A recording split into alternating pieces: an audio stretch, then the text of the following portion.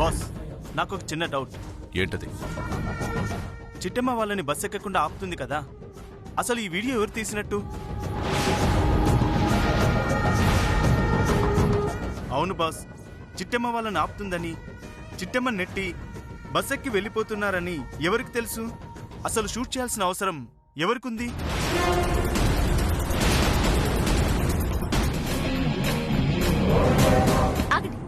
వైజాగ్ వైజాగ్ వైజాగ్ వెళ్ళే వాళ్ళు ఉంటే బేగ రావాలా? నానా చూసారు నా ప్లాన్? అర్థం కాలేదమ్మా. మీరిప్పుడు ఈ వైజాగ్ బస్ ఎక్కి వైజాగ్ వెళ్ళిపోతున్నారు. ఆ విషయం తెలిసిన వీరనారాయణ బాబాయ్ కాకినాడ ఒగ్గేసి వైజాగ్ లో సెటిల్ అయిపోయిన మీ ఇద్దరి కోసం ఎతుకుతూ ఉంటాడు. అర్థం అయిపోనదమ్మా, మొత్తం అర్థం అయిపోనది. మరి ఊరెళ్ళాలంటే సామాన్లు కావాలి కదమ్మా. ఆల్రెడీ ఫోన్ చేసి తెప్పించేస్తాను. అదిగో వస్తున్నారు చూడు. రా రా రా రా రా. చూసావా ఎలా ఏర్పాటు చేశాను? నీది మామూలు బుర్ర కాదమ్మా, అచ్చు మా జమీందారు గారి బుర్రే. ఆయన కూడా ఇలాగే ప్లానింగులు చేసేటోడు. ఏటనో నాన్నా? నాది జమీందార్ గారి బుర్రా. మా జమీందారు గారి లాంటి బుర్ర అన్నానమ్మా. ఆయన బుర్ర నీకెందుకు వస్తుంది? నా బుర్ర వస్తుంది గాని. సరే సర్లే, బస్ కదులుతుంది, ఎక్కండి. ఒక నిమిషం. ఇదిగో మా అమ్మ నాన్న బస్ ఎక్కుతుండగా నేను ఆపడం వీడియో తీ. సరే అట్టాగే చిట్టమ్మా, అట్టాగే. మీరు ఇక్కడ ఉండండి, వెళ్ళండి. నువ్వు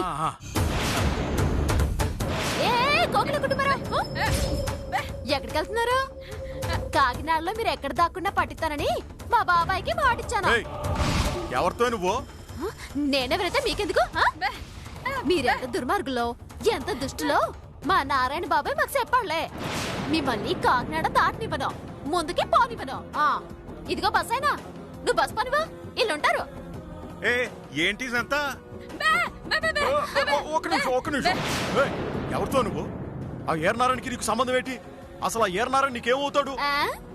తంతే 4 ముక్కలు అవుతాడు. అన్ని నీకు చెప్పాలా ఏంటి? మోసుకొని రండి. రండి రండి. ఒక్కమంటుంటే మిమ్మల్ని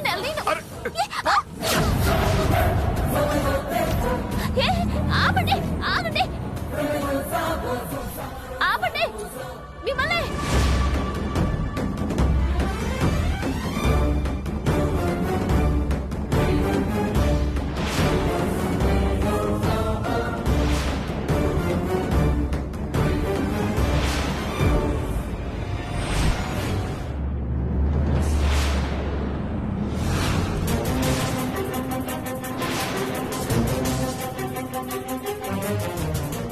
వైజాగ్ వెళ్ళాలని చెప్పి కాకినాడలో దిగిపోతారేంటి? మేమెక్కడ దిగితే నీకెందుకయ్యా? నీ టికెట్ డబ్బులు నీకు ఇచ్చినాం కదా, తీసుకొని పో. ఇదేదో తేడాగా ఉందిలే. సర్లే పో పో పో.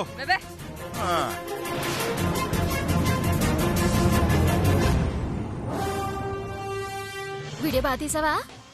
బాగా తీసేచ్చిట్టమ్మా.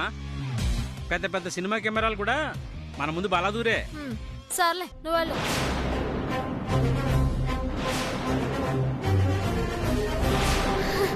అమ్మయ్య దిగిపోయారు కదా. దిగిపోనావమ్మా. ఇప్పుడు నువ్వు తీసిన వీడియో వీరనారాయణ నమ్ముతాడంటావా? నమ్మకి ఏడు చేస్తారు నాన్న. సరే, ఆ వీరనారాయణ బాబాయ్ వచ్చే టైం అవుతుంది, మీరిద్దరు ఆటోకి వెళ్ళిపోండి. నేను ఆయనకి వీడియో చూపించి వచ్చేస్తాను. అలాగేనమ్మా. ఇదిగో ఆటో అబ్బాయి, రండి అన్న. ఓ నాయనా, తొందరపాట్లో నా ఫోన్లోనే రికార్డ్ చేయించానే. ఇప్పుడు ఏడు చెప్పాలి? చెప్పు చిట్టమ్మా, వాళ్ళు అడిగిన ప్రశ్నలకి సమాధానం చెప్పు. అసలు వాళ్ళు వైజాగ్ బస్ ఎక్కారన్న విషయం నీకెలా తెలుసు? ఓ నాయనా, ఇప్పుడు ఏడు చెప్పాలి? అసలు నువ్వు ఈ బస్ స్టాప్ దగ్గరికి ఎందుకు వచ్చావు? జరిగిందంతా నిజమా, లేదా దీని వెనుక ఏదైనా డ్రామా ఉందా? అచ్చ బాబాయ్, దొరికిపోయాం. ఈ వీడియో తీసి తప్పు చేస్తానేటి? అడుగుతుంటే సమాధానం చెప్పవేంటి చిట్టమ్మా? చెప్పు, వాళ్ళను నిజంగానే ఆపాలని ట్రై చేసావా, లేదా ఆపుతున్నట్టు డ్రామాలాడుతున్నావా? ఏంటి బాబాయ్ నన్ను అనుమానిస్తున్నావు నువ్వు? నేనేం అనుమానించట్లేదు. నువ్వు తీసిన వీడియో అనుమానించేలా చేసింది. వాళ్ళు పారిపోతుండగా నీ ఫోన్లోనే కదా రికార్డ్ చేసింది. అవును. నువ్వు వాళ్ళని ఆపుతున్నప్పుడు నీ ఫోన్లో నువ్వెలా షూట్ చేసుంటావు? అంటే వేరే ఇంకెవరైనా షూట్ చేసుండాలి, అవునా? అవును బాబాయ్, అది వేరే వాళ్ళే షూట్ చేశారు. వాళ్ళని ఆపాలన్న కంగారులో వాళ్ళని పట్టుకోవడానికి ట్రై చేస్తావు గాని వేరే వాళ్ళకి ఫోన్ ఇచ్చి ఎలా రికార్డ్ చేస్తావు? అది నిజానికి నేను మా అన్నయ్య కాకినాడ రేవుకి వెళ్ళడానికి ఆటో ఎక్కడానికి వచ్చాం బాబాయ్. అదే టయానికి కోకిలమ్మ కుటుంబరావులు ఇదిగిదిగో ఏటి నుంచి వెళ్ళడం చూశాను. మెల్లిగా ఫాలో అయిపోయాము. అదిగదిగో అక్కడ బస్సు ఆగిపోయింది. వెంటనే మా అన్నయ్యకి ఫోన్ ఇచ్చి రికార్డింగ్ చేయమని చెప్పి అల్లటేసుకున్నాను.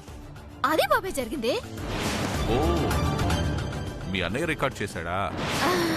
అవునవును బాబాయ్. మరి అతనేడమ్మా? ఇప్పటిదాకా మీకోసం ఎదురు చూసి ఆ పాలు తీసే టైం అవుతుందని ఇప్పుడు వెళ్ళిపోయాడు బాబాయ్. అలాగా, సారీ అమ్మా, నేను అనవసరంగా అనుమానించాను. అది కాదు బాస్. తను మనకి సహాయం చేయాలని ఇంత కష్టపడితే తను చేసిన పనిని అనుమానిస్తారా? ఇంకోసారి ఇలాంటి ఏదో డౌట్లు అడిగారంటే చంపి పారేస్తాను. ఏమనుకున్నారు? ఎనీహౌ, చాలా థ్యాంక్స్ చిట్టమ్మా. వైజాగ్లో వాళ్ళని పట్టుకోగానే నీకు ఫోన్ చేసి నేను చెప్తాను. ఉంటానమ్మా. అలాగే బాబాయ్. వదనరా. సరే బాస్.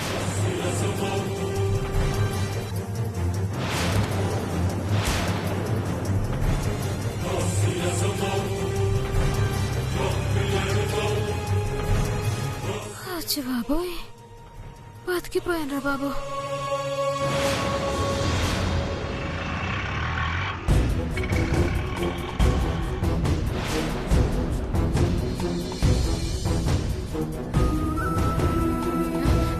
అమ్మా నాన్న, ఇంక మీరేం భయపడక్కర్లేదు. ఆ వీడియోని చూసి బాబాయ్ పూర్తిగా నమ్మేశాడు. అక్కడ మిమ్మల్ని ఎతికే పనిలో ఉంటాడు. ఇక ఈ జన్మలో ఆయనకి మీరు దొరకరు. మళ్ళీ ఈ జన్మలో ఆయన కాకినాడకి రారు. సరిపోయిందా? నా బంగారు తల్లి, అన్నీ ఆయన తెలివితేటలే. ఎవరు తెలివితేటలో? అదే జమీందారు గారి తెలివితేటలమ్మా. జమీందార్ గారా? అదేనమ్మా, నీ ఆలోచనలన్నీ జమీందారు గారి ఆలోచనలా ఉంటాయి. అసలు అట్టాంటి ఇంట్లో పుట్టాల్సిన బిడ్డవి అంటున్నానమ్మా. పోలితే నీతో పోల్నానా? ఇంకెవరో జమీందారితో పోలుతున్నావేటి? పదండి వెళ్దాం. పదండి పదెళ్దాం రా.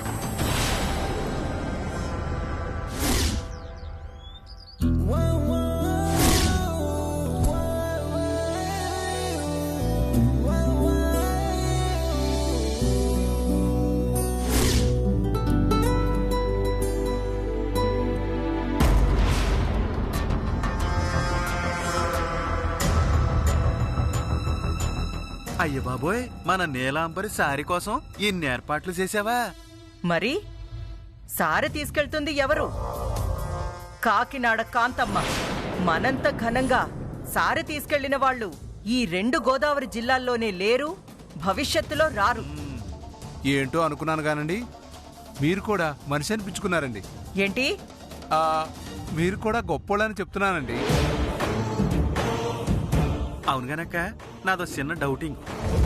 ఆడుకోమంటావా? నిరభ్యంతరంగా అడగొచ్చు. ఏట్లేదక్క, ఈ పెళ్లి నీకు నచ్చలేదు, వచ్చిన మొగుడేమో నీలాంబరికే నచ్చలేదు. పైగా ఈ ఎలక్షన్లు అయిపోగానే ఆ భాస్కర్ గారితో తెగతెంపులు చేసేసుకుని నీలాంబరిని మన ఇంటికి అట్టుకొచ్చేస్తున్నాం కదా. మరి ఇప్పుడు ఈ సారంతా ఎందుకు తీసుకెళ్తున్నాం? దాన్నేరా రాజకీయం అంటారు. ఇప్పుడు నేను ఊరి జనాలందరూ చూస్తుండగా ఘనంగా సారె తీసుకెళ్లాననుకో, అబ్బబ్బబ్బా, ఆహాహాహా, కాంతమ్మ ఎంత గొప్పది, తన కూతుర్ని ఒక పేదవాడికిచ్చి పెళ్లి చేయడమే కాకుండా కూతురి మీద అల్లుడి మీద ప్రేమతో ఘనంగా సారె తీసుకెళ్తుంది అనుకుంటారు. ఈ కాంతమ్మ మనిషి కాదు, మహాత్మురాలు అనుకుంటారు. ఇలాంటి గుణవంతురాలు, సంస్కారవంతురాలు మన వార్డుకి కార్పొరేటర్ అయితే మనల్ని కన్న బిడ్డల్లా చూస్తుంది అనుకుంటారు. వాళ్ళ ఓట్లన్నీ మనకే వేస్తారు. ఆహా, రాజకీయం అంటే మీదండి. కన్న కూతురుతో కూడా రాజకీయం చేస్తున్నారు చూడండి. మీది మామూలు బుర్ర కాదండి. పొగిడింది చాలు, బయలుదేరదాం పదండి. ఇదిగో గంగమ్మ భీమయ్య అవి తీసుకెళ్లి కారులో పడేయండి. రండి వెళ్దాం. పద. రండి.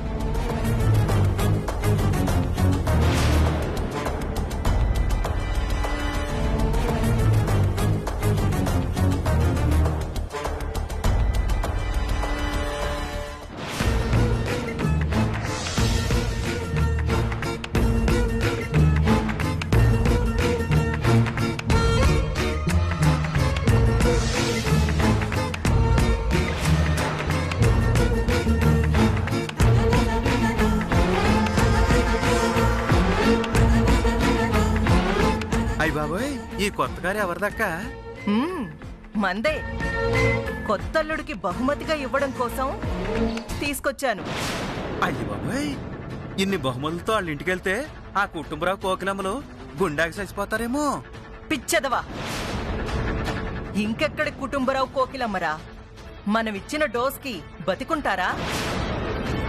ఎప్పుడో ఈ రాష్ట్రాన్ని వదిలి వెళ్ళిపోయి ఉంటారు, లేదా దేంట్లోనన్న పడి చచ్చుంటారు. ఓహో, వాళ్ళు చచ్చారన్న ఆనందంతో ఇవన్నీ కొనుక్కొచ్చారా? నేనింకా వాళ్ళ మీద ప్రేమతో కొనుక్కొచ్చారనుకున్నానండి. పైకి కనపడరు గాని మీరు పెద్ద సైకో అండి. చూస్తారా? నాలో ఉన్న సైకోని చూస్తారా? ఆ వద్దండి, అంత సాహసం నేను చేయనండి. అయితే మూసుకొని బయలుదేరండి, పదండి. పదండి.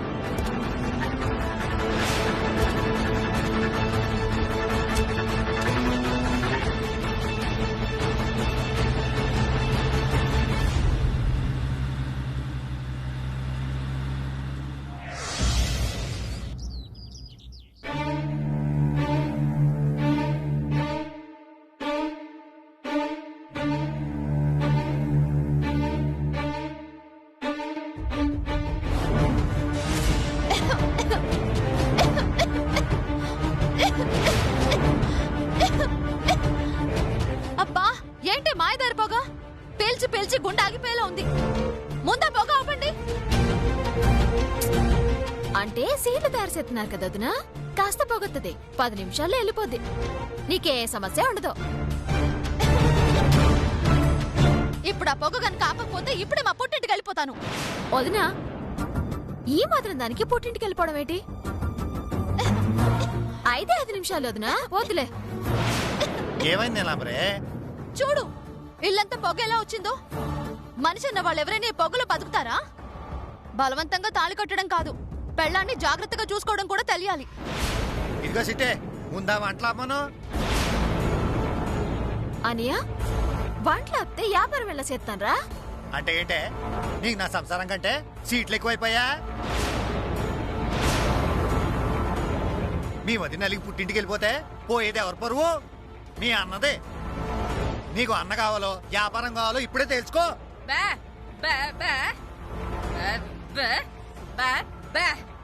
అవునరా, ఈ రోజు 3 పూట్ల తింటున్నావంటే ఆ స్వీట్లు అమ్మబట్టేరా. అవి ఆపేస్తే ఆగిపోయేది వ్యాపారం కాదురా, మన ఊపిరే. యాదవ సంత యువతలిదేమో పొగొత్తుంది, వద్దు పుట్టింటికి వెళ్ళిపోతాను అంటుంది. అవతల మీరేమో వ్యాపారం ఆపితే చచ్చిపోతాం అంటున్నారు. ఈ బాధలు పడే కంటే అందరు కలిసి నన్ను చంపేయండి. రే అనియా, ఏంట్రా మాటలో?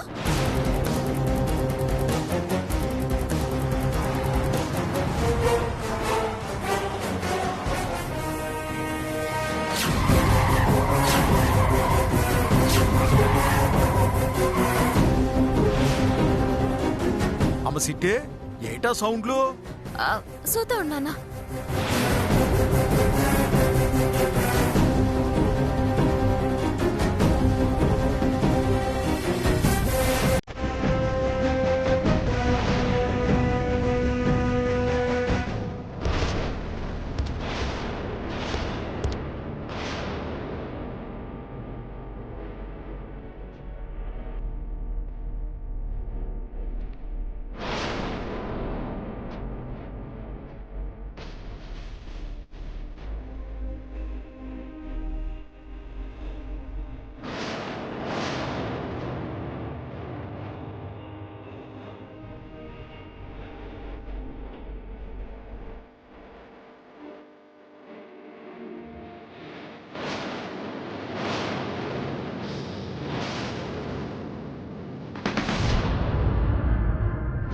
మా కూతురు నీ కొడుకు దగ్గరే ఉండాలంటే, జీవితాంతం వాళ్ళు భార్యాభర్తలుగా బతకాలంటే మీరు వాళ్ళకి శాశ్వతంగా దూరమైపోవాలి.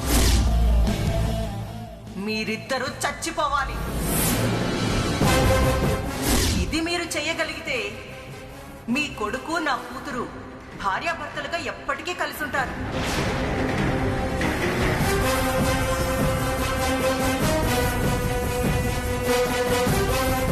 కోకిలమ్మ, కుటుంబరావు నాతో ఊరు వదిలిపెట్టి పారిపోతామని మాటిచ్చి ఇంకా ఇక్కడే ఉన్నారా? అంటే నన్ను చీట్ చేశారన్నమాట. చెప్తా మీ సంగతి. ఓరి నాయనో, మేమిద్దరం చచ్చిపోతామని కాంతమ్మకు మాట ఇచ్చినాం, కానీ ఇంకా బతికే ఉన్నాం. ఇప్పుడు ఏం రచ్చ చేస్తుందో ఏమో. అమ్మా నీలు, ఇలారా.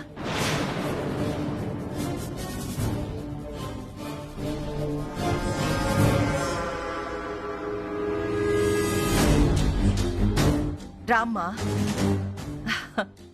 అమ్మా, ఈ కారు మీకోసమే కొన్నానమ్మా. ఏంటి, నా కోసం కారు కొన్నావా? అవును, ఆ బంగ్లాలో పుట్టి కారులో తిరిగిన జీవితం నీది. కానీ ఇలా అర్ధాంతరంగా పాలవాడికి పెళ్ళానివైపోయావు. అతని రేంజ్కి నిన్నీ పెంకుటింట్లో పోషించగలడు, ఆటోలో తిప్పగలడు, అంతకు మించి ఏమీ చేయలేడు.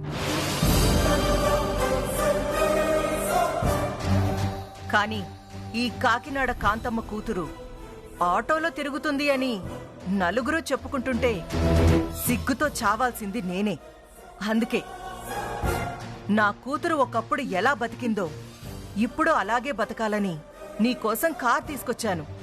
రేపటి నుంచి నువ్వు అల్లుడు ఇదే కారులో తిరగాలి.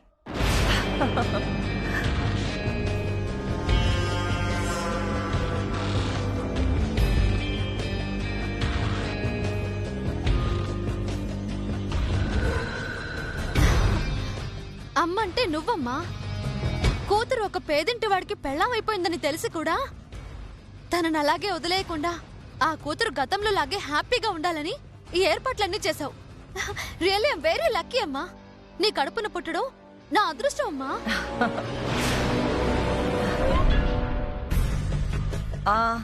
ఇంకా చూస్తారేంటి? ఆ సారీ మొత్తం తీసుకెళ్ళి నా కూతురింట్లో కాదు, నా అల్లుడింట్లో పెట్టండి. ఆగండి ఆగండి ఆగండి. కాకినాడ కాంతమ్మ గారు, సరే సరే సరే, మా అత్తయ్య గారు, మీరు డబ్బున్నోళ్ళు, మాకన్నా చాలా గొప్పోళ్ళు. అలాగని మీ గొప్పతనం నిరూపించుకోవడానికి మమ్మల్ని ఎదవాలి చేయకండి. మీ కూతురు తిరగడానికి మాకు కార్లు లేవని మీరు కారు ఇస్తున్నారు, సంతోషమే. మరి పెట్రోల్కి డబ్బులు ఎవరిస్తారండి? నేనే ఇస్తాను. దాన్నే అడుక్కొని బతకడం అంటారండి. తాహతకు మించి తీసుకోవడం ఎందుకు, ఆ తర్వాత అడుక్కోవడం ఎందుకు? తప్పుగా అనుకోకండి అత్తగారు. మీరు తెచ్చిన కారుతో పాటుగానే ఈ ఉప్పులు, పప్పులు, బెల్లం, బియ్యం ఇవన్నీ వెనక్కి తీసుకెళ్ళిపోండి. ఎందుకంటే వీటినెవ్వరూ కానుకలు అనరు, శాతగా నల్లుడికిచ్చే చేతి సాయం అంటారు. అవి తీసుకోవడం మాకిట్టం లేదు. ఆ మాట చెప్పడానికి నువ్వెవరివే?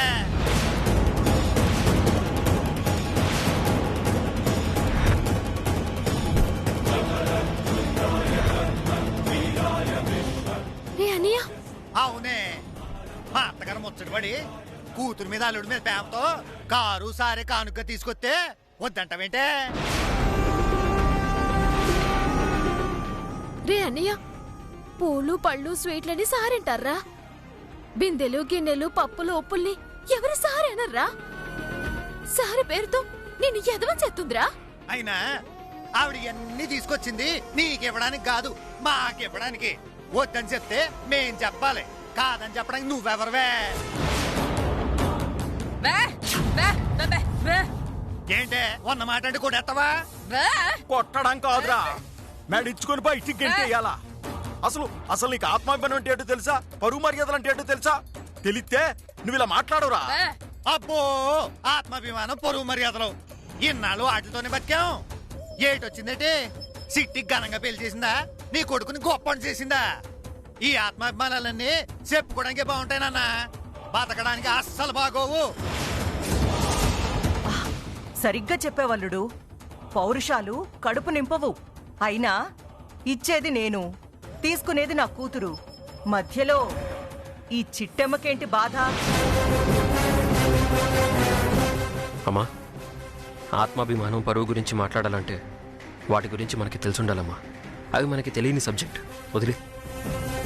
కరెక్ట్గా చెప్పావు నాన్న. పాపం మీ అమ్మకి వాటి గురించి పెద్దగా తెలియదు కదా, అందుకే చిట్టెమ్మ అన్న మాటల్ని తప్పు పడుతోంది. కరెక్ట్ గా చెప్పారు మావయ్య గారు. చూడత్తా, మా నీకి డబ్బంటే కాసంత ఆశ ఎక్కువే.